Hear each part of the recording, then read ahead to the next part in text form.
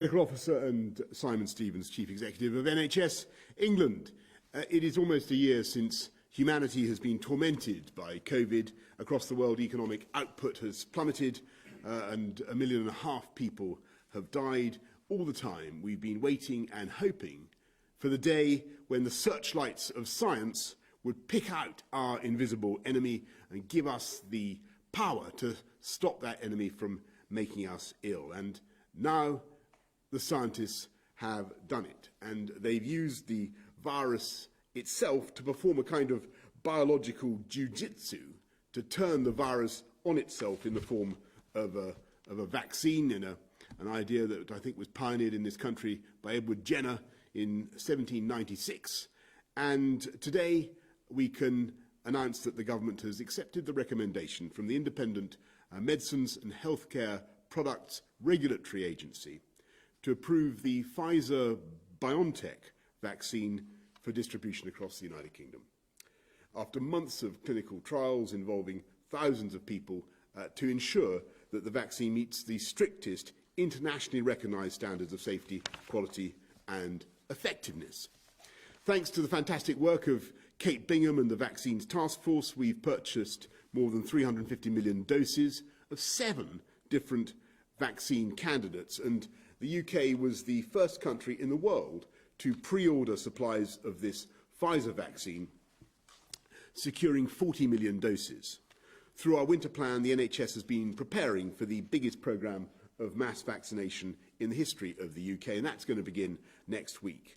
And in line with the advice of the Independent Joint Committee on Vaccination and Immunisation, the first phase will include care home residents, health and care staff, the elderly and those who are clinically extremely vulnerable.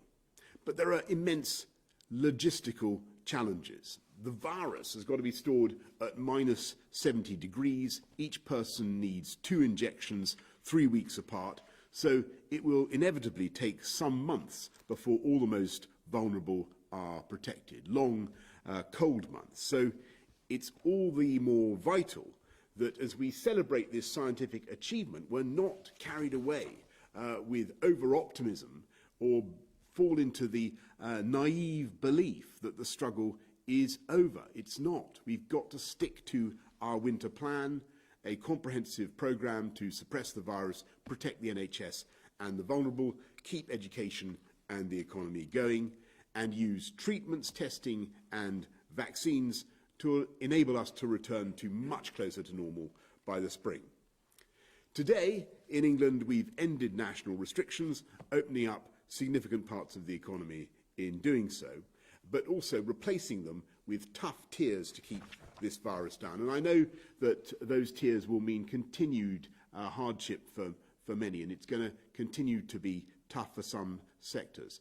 But until the vaccine is deployed, our plan does rely on all of us continuing to make sacrifices to protect those we love. So please, please continue to follow the rules where you live. Remember, hands, face, space. And if you live in a Tier 3 area where community testing will be made available, please take part in that community testing. Together, these steps are, for now, the surest way to protect yourselves and those you love.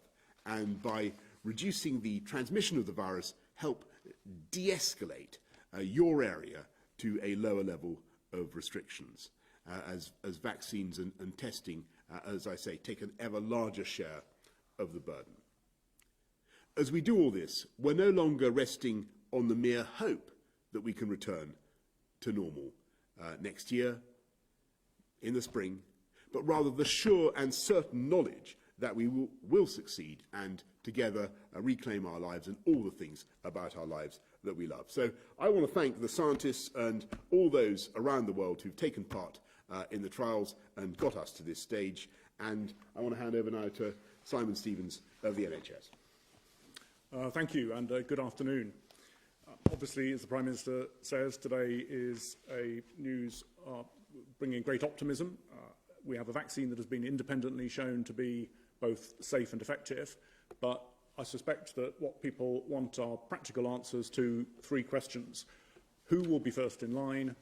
When will the vaccines be available? And how will we get it to you from the NHS? So taking those three questions in turn, first of all, in terms of who will be first in line, as the Prime Minister says, the independent medical experts, the Joint Committee on Vaccination and Immunisation, have clearly recommended that the NHS should make sure that the first people to be offered the vaccine are those at highest risk, together with the people who look after them. In practice, what that means is starting with the over 80s, who are at much higher risk of severe outcomes from coronavirus, as well as people in care homes, together with some of the frontline health and social care staff who are looking after them. And then as more vaccine becomes available, we will be, in the new year, extending that to many more people across the country in line with the JCVI recommendations. So that in turn helps answer the question when, in that although we are the first health service in the world to be able to get vaccinating, supplies from the manufacturer are phased.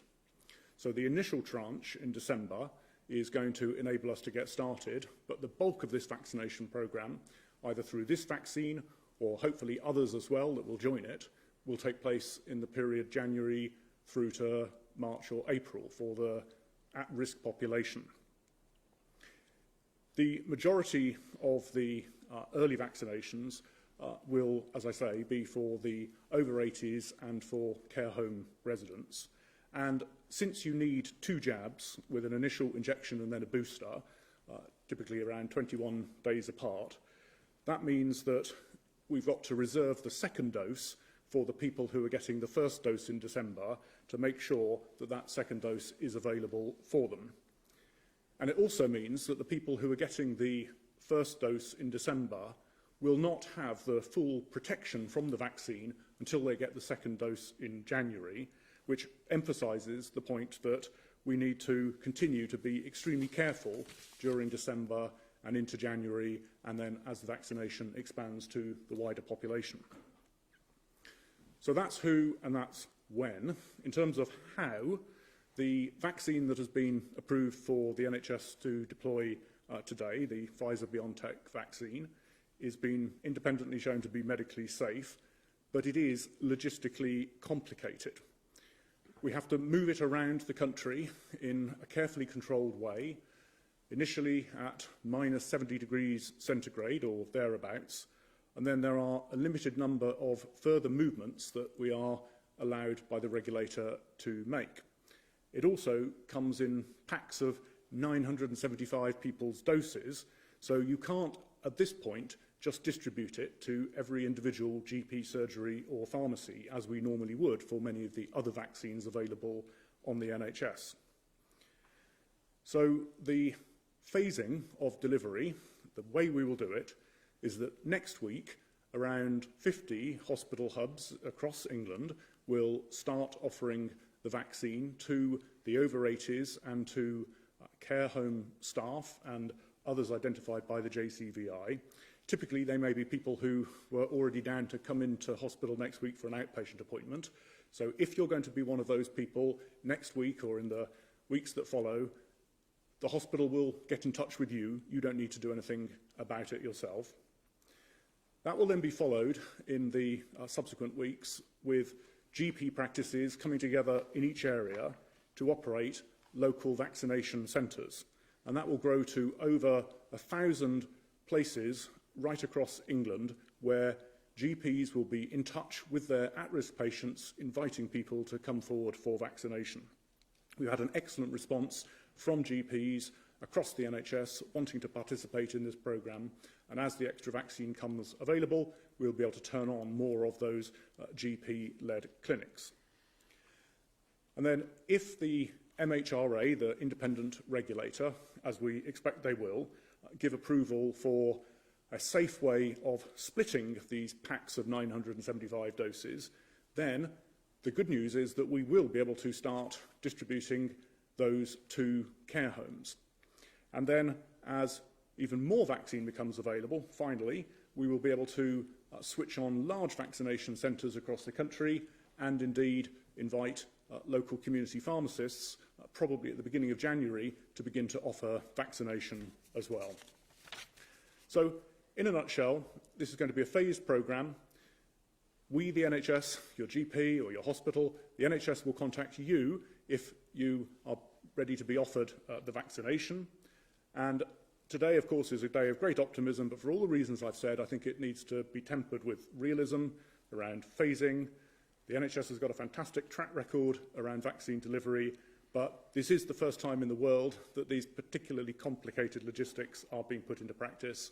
And finally, I should of course conclude, I think, with a big thank you to not only the scientists and the researchers who have managed to produce this vaccine, but to all of my fellow staff across the health service, the nurses and doctors and the therapists and the paramedics, who are all going to now mobilise for what is the biggest vaccination campaign in our history.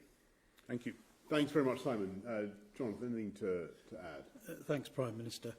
Yes, I'd like to add a few science reflections, if I may, and begin with the fact, to tell you quite openly, and I don't mind telling you, I'm not saying it for effect, the office will tell you it's true, that I was quite emotional this morning when I heard June Rain, Sir Munir Pir Mohammed and Wei Shen Lim lay out how they'd got very meticulously to their conclusions about the Pfizer vaccine. And what a momentous, journey and international effort it has been. Discovery by two scientists who originally lived in Turkey, development by a German biotech company, involvement of a massive US pharmaceutical giant, and then involvement of our own UK MHRA to bring home the goods in terms of the UK. What a fantastic journey. And I gave you the train analogy many weeks ago now. The train has now slowed down safely. It has now stopped in the station and the doors have opened. That was the authorisation by the MHRA. What we need now is for people to get on that train and travel safely to their destinations. Those destinations are all over the UK. This train is going to stop several times on the way. It's going to have to reach all parts of the UK. There will be trains that come behind it, and that is all going to take time. So everyone needs to be delighted with the news today, but equally patient and realistic about how this rolls out over the next few months. And now some serious science points. Number one, we have one authorised vaccine, but we need more. We're very hopeful we will get some more, but it is still possible that some of the ones in development will fall by the wayside, and you have to be prepared for that. We then need assured supply, and that is a big and difficult ask for manufacturers, and it won't all come at once, and it may stop and start a bit at times. We just have to manage that as best we can as it happens. Number three, we need people to take it. This vaccine isn't going to help you if you don't take it. And you will need 2 doses of this vaccine and most of the others to have full protection. Watching others take it and hoping that this will then protect you isn't going to work necessarily. We don't know if this vaccine will prevent transmission or any of them. We have to wait for the science to tell us if it will prevent transmission, though we are very hopeful on that point. We also have to be patient to see the real live effects on transmission and hospitalisations and deaths. And until we see that as scientists, we can't then scope what the likely impact is going to be on bringing this pandemic to an early end. And rollout won't be instant. Already on the JCVI Phase 1 list, we have round about 30 million people who are going to be targeted at some point. And even if you gave me 60 million vaccines here in this corner now, in a freezer, of course, but if you gave me the 60 million, I couldn't, no system in the world could distribute those really, really quickly in a matter of a few days. So we have to be realistic about how long this is going to take. It's going to take months, not weeks. And for now, the other measures, the tier measures, the social distancing, have to stay in place. If we relax too soon, if we just kind of go, oh, the vaccine's here, let's abandon caution, all you're going to do is create a tidal wave of infections, and this vaccine's then got to work in a headwind to get back ahead of the game, and that will make it harder. And then the final point is that, look, you know, everyone wants social distancing to come to an end. We're fed up with it. Nobody wants lockdowns and to see the damage they do. But if you want that dream to come true as quickly as it can come true, then you have to take the vaccine when it's offered to you. Low uptake will almost certainly make restrictions last longer. And finally, please stick to the guidance until we say it is safe to stop. Thank you, Prime Minister. Thanks very much, Jonathan. Let's go to questions from the public. First, Dylan from Wandsworth. Thousands of Year 13 students, like myself, across the country have been held in suspense over the last few months over our A-levels. When does the government intend to provide certainty as to what is being planned for next summer? Right, Dylan, thank you very much. And first of all, I want to thank everybody who's been in school and the efforts that schools, teachers, pupils have gone to keep our schools going. That's been one of the prime objectives of the way we fought the pandemic here in this country, to make sure kids are in school.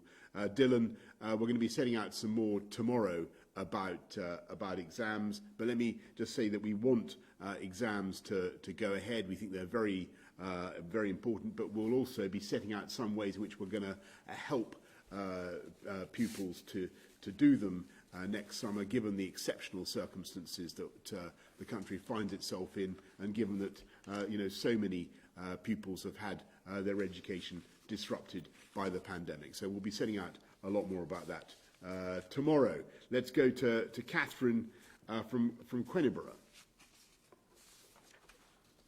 And I'm sorry, Catherine asks, which hospitality tier restrictions remain in place over the Christmas relaxation?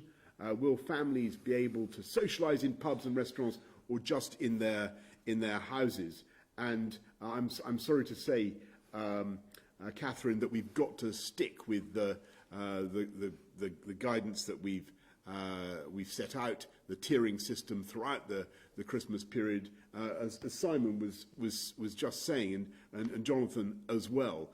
It would be a really fatal mistake now to respond to this good news by letting the virus run riot again, letting it get out of control by too much transmission over Christmas. And so that's why we've got to stick very tightly to the tiering that we've set out. Let's go to questions from the media. Fergus Walsh, BBC. Prime Minister, now we have a vaccine. How important is this moment? Well, Fergus, this is a huge moment, and as JVT, as Jonathan Van Tam was just saying, it's also a very moving thing, and I'm really lost in admiration for science and the ability of scientists to solve human problems in the way that they can. And this is not easy. I mean, bear in mind, we've got a vaccine now for COVID that really works. There's no question that it works.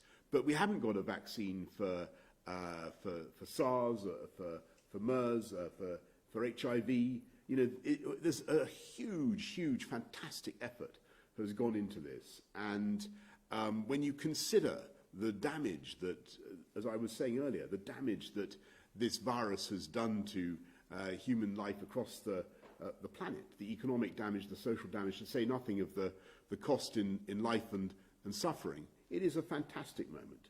But, to repeat the key message, the worst thing now would be to think that this is the moment when we can relax our guard and think that it's game over in the fight against COVID. This is not the end. we have to fight on, and we have to continue with the tough measures that we've announced today. Thanks very much, Fergus. Let's go to Emily Morgan of ITV. Hello, thank you. A question to you, Prime Minister.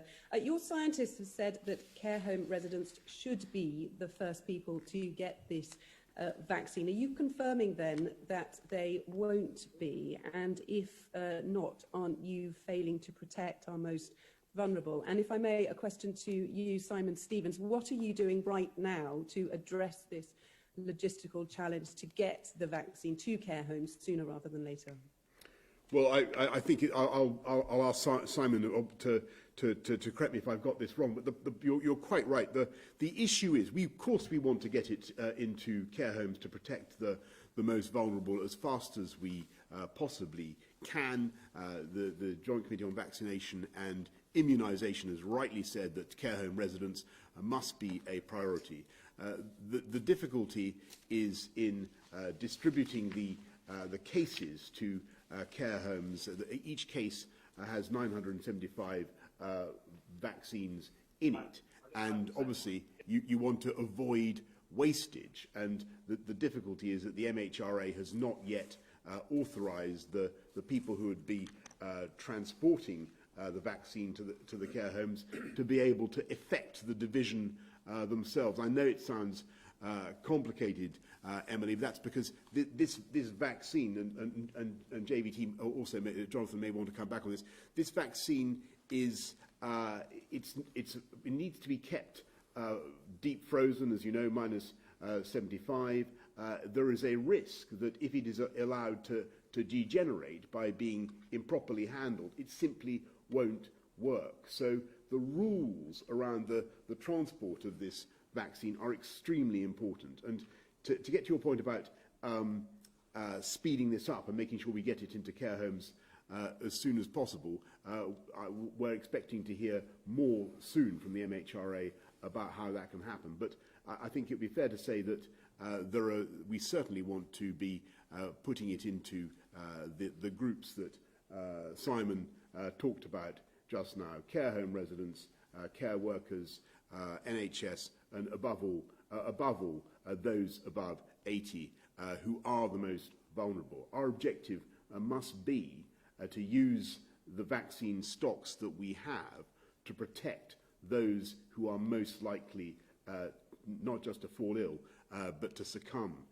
to the disease. That's what the JCVI has decided, and I think quite rightly. But Jonathan and Simon. If I may come in, Prime Minister, and say, Emily, I think your remarks about failure are extremely unfair when one considers that a new virus emerged less than 12 months ago and we already have our first vaccine. And Professor Stevens has been very clear that as soon as it is legally and technically possible to get the vaccine into care homes, we will do so. But, you know, this is a complex product with a very fragile cold chain. It's not a yoghurt that can be taken out of the fridge and put back in multiple times. It's really tricky to handle. And so I think, you know, we'll get there as fast as we can is the answer, and we are trying extremely hard. Sorry, anything you want to add on that? Well, no, I think you've both said it absolutely accurately. I mean, we are raring to go in the NHS. We want to be able to vaccinate people in care homes for COVID, just as we vaccinate care home residents for many other things, including winter flu. Just as soon as we have the regulatory sign-off that we can do that, we can get the jabs to the care homes so that the GPs and the nurses can then arrive and give those care home residents that COVID vaccination, we will do that. And we, at this point, with a fair wind, fully expect that that will be in the first tranche of priorities for vaccination during this month. Thanks very much. Thanks, Emily. Let's go to Beth Rigby of Sky News. Thank you, Prime Minister. We've got two big events today, celebrations about the vaccine, but also unhappiness about the tier system. You've told MPs that current restrictions will expire on February the 3rd, but given that you also said in your COVID winter plan that January and February are traditionally the hardest months for the NHS, the depths of winter, when our hospital wards are under the greatest pressure, should we all still prepare for restrictions to run through to April? And if I may, to Professor Van Tam, 1 in 5 Britons have said in a just released YouGov poll they're not confident about this vaccine. How worried are you that people won't take it? And given that you just said we don't know if it reduces transmission, what percentage of the population would need to take it for it to be effective and to be able to lift restrictions? Thank you.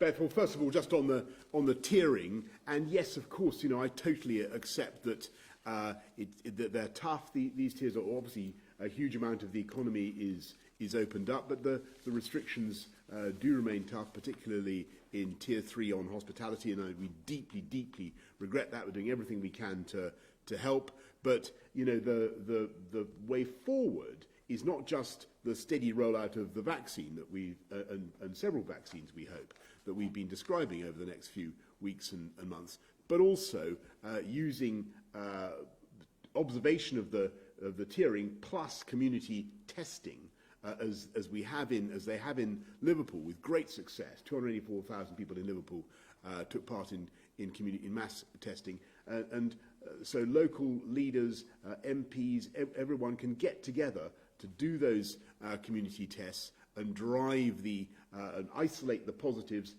and help the negatives to do things differently, and that way drive the incidence down and get the virus keep the virus under control and come down the tiers. We hope before Easter as well. So that's the tool that we see working in addition to the vaccine. So, Beth, thanks for the questions. On a vaccine that reduces transmission, that is always the final big win if you can get a vaccine that does that. Because we can't be sure of that yet, and we'll have to wait and see if that is the case with this vaccine, and others to follow. I'm quite optimistic, but far from certain. And because we can't say to what extent the percentage of transmission that is taken out by the vaccine, because it's not binary, it's not kind of it either does or it doesn't, it's a percentage that it will take out. Until we know that and the scientists can model that, we won't be able to say the kind of total population vaccine uptake, the magic number you're after, and understand why you're after it. But we can't give it to you yet. But I don't want to take away from the fact that the not immediate, but quite in the foreground, almost as big win, is stopping people going into hospital with COVID-19, stopping them dying in hospital from COVID-19, and removing that fear that they're going to have to run that risk. And if we can do that, that's much closer in the terms of time to the future, when we'll know those kind of answers. And we already know from the preliminary data from AstraZeneca, as in their press releases, that they had no hospital admissions at all in the group that received the vaccine. So, you know, those kind of things are very encouraging. And if we can get the hospital burden under control, then at that point, and when we're confident it's under control, we can start to think about what the other options are around the edges of getting this country back to normal, which we all want so much. So just kind of stay with us. Thanks, Can I Beth. just jump in quickly? Prime Minister, just to be clear, do you expect to roll over the tier system on February the 3rd? Well, we will judge the situation as I told the House yesterday and repeated today on the basis of the data. But I think for the time being, Beth, you've got to take it that tiering is going to be a very, very important part of our campaign against coronavirus, and I think it's absolutely vital that people continue to stick to the guidance and follow the rules. That is completely crucial. Mesa Hall of the Express. Thank you, Prime Minister. If I could ask the medical experts, first of all, as the vaccine is rolled out and we progress through the priority list, At what stage would you feel it be right to lift the majority of the restrictions? Is it a matter of inoculating people in the 70s, 80s who are most at risk, or would you want to see a much greater proportion of the population vaccinated? And Prime Minister, this vaccine has been approved in the UK faster than in EU countries. Is that because we've left the EU? Should we see this as our first Brexit bonus, our first big Brexit bonus? And on the subject of Brexit, the EU is saying that there's now less than 72 hours left to cut a deal. How confident are you that we can get a deal in that time? So maybe on the first question, and I'm sure JVG wants to come in as well, the goal of the vaccination programme, just like for coronavirus, just like for anything else, is firstly to protect vulnerable individuals. And so the list that, given unfortunately coronavirus strikes very unequally in terms of its impact, and you are at far greater risk if you're over 80 than if you're in your 30s and so forth. That's why it's a graduated list of the most vulnerable people. That will help protect them. And then the second goal is preventing people spreading it unknowingly to others. And as JVT said, we don't at this point know whether this vaccine will have that effect. But that's obviously one of the great benefits that you get from the winter flu jab. It's the benefit you get from the measles, mumps and rubella jab. So there is a good sort of reason for thinking that that might be the case, but we don't definitively know that that's the case as we sit here today.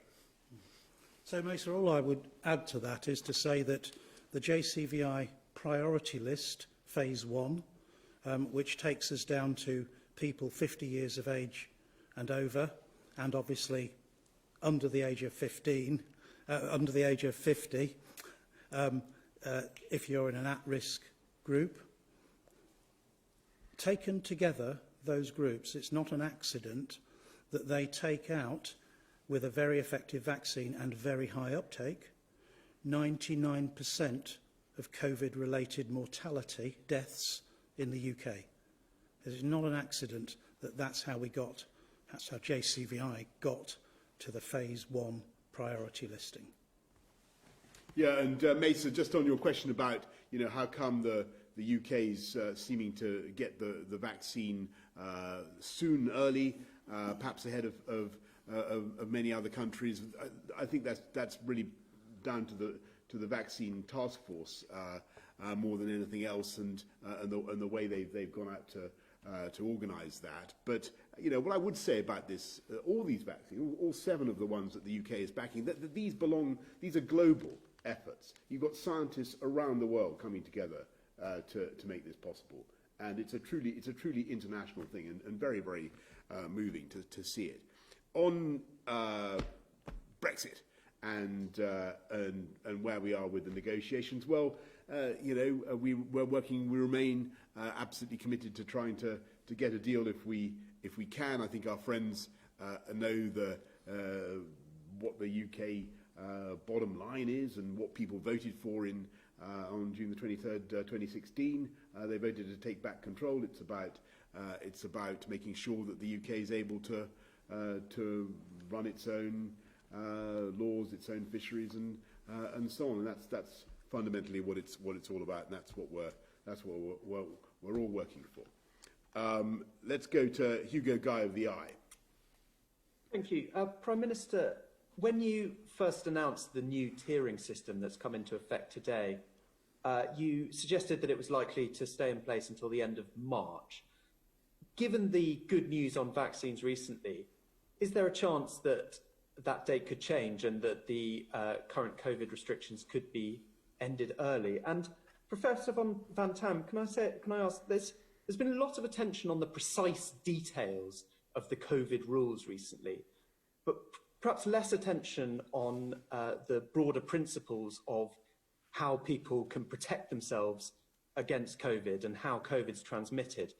Are you confident that the public knows enough about the risks of COVID transmission, particularly, for example, issues around ventilation, which it now seems may be more important than other factors that were stressed early in the pandemic?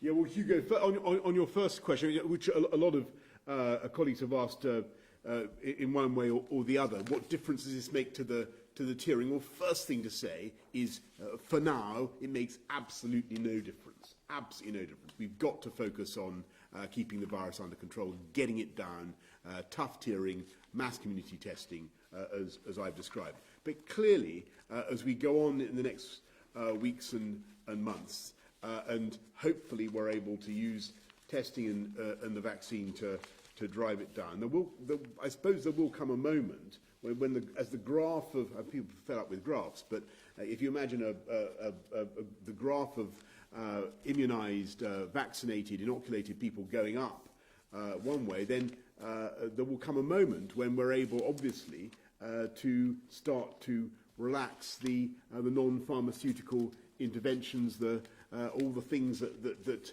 drive us, that are so difficult.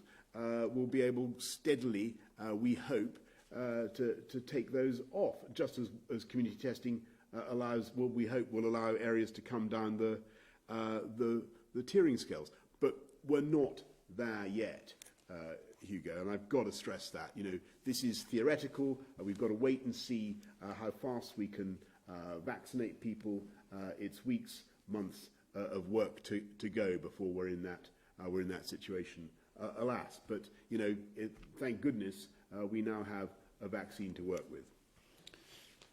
So thank you, Hugo. On the point about ventilation, I think you make a very good point indeed.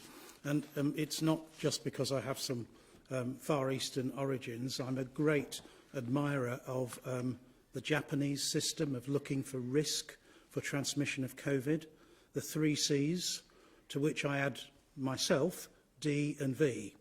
The first C, look for closed spaces, often ones with low ventilation. They are risk areas. The second C, look for situations where there's going to be crowding or where you can't avoid crowding. The third C, look for situations where close contact, particularly indoors, is likely to happen. And then finally, on top of all that, think about how long you're going to be in those situations, D, duration. And then finally, on top of that, think V, volume. How loud and noisy is it going to be, with people shouting, with raised voices, singing, etc., in those kind of closed, low ventilation spaces? These are all recipes for transmission. I hope that helps. Thanks very much, Hugo. Let's go to Harry Cole. Lastly, Harry Cole of The Sun. Thank you, Prime Minister. A question for Professor Van Tam. I know you can't give us a magical number of how many people will need to be vaccinated before we can begin to lift some measures, but can you envisage a world, perhaps in the winter, a new normal, where masks and hand sanitizer just become part of everyday life?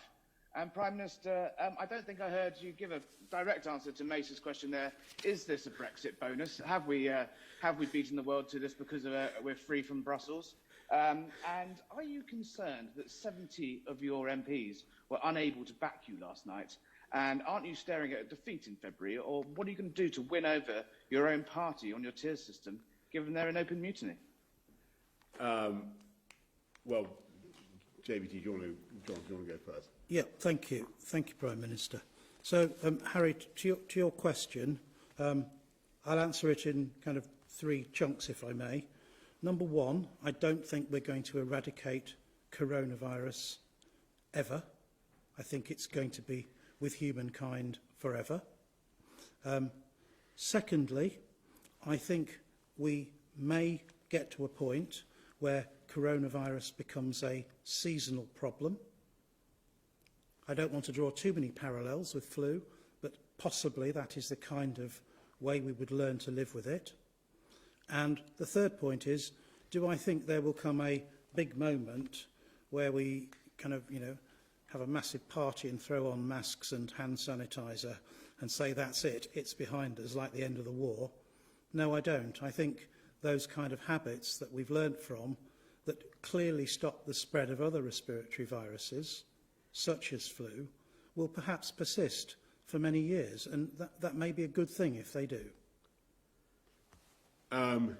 Yes, that may be a good thing. Or on the other hand, we may want to get back to life as pretty much as close to normal. But anyway, I have high hopes that that eventually the vaccine will make a very, very significant difference to the way we live our lives. But Harry, on your point about why we're lucky enough to be in this position on vaccines, again I'm going to exercise a self-denying ordinance for my fabled diplomacy and tact, and just say I think that this is something that has been we've been working on. The NHS has been working on for a long time. The vaccine task force, many people have been working on this very hard for a long time. I pay tribute to all of them. And as for what might happen in future decisions of the House of Commons on where we should go in the tiers, I totally understand people's frustrations with the tiering system. I understand people who feel frustrated because they feel they're in the wrong tier. They've been attracted into a too high a tier by proximity to some neighbourhood that has higher incidence of infection. I know how people feel about it. It's incredibly frustrating. What we are going to do, and I said this many times today and yesterday, we're going to make sure that we are as local and as sensitive as we can possibly be to local achievement and local incidence of the disease. But don't forget, the thing I keep saying is that there is this opportunity with mass community testing for people to acquire agency in this and to get a test, squeeze the disease, kick COVID out even before the vaccine comes. So Harry, I'd like to come back because I do like to be challenged when I have perhaps not made myself clear, and the Prime Minister has picked me up on this occasion, and it's quite all right in public. I didn't mean to challenge. No, but it's quite all right because it gives me a chance to clarify what I mean here. I do not think the government will continue to have to recommend social distancing, masks and hand sanitizer forever and a day. I hope we will get back to a much more normal world.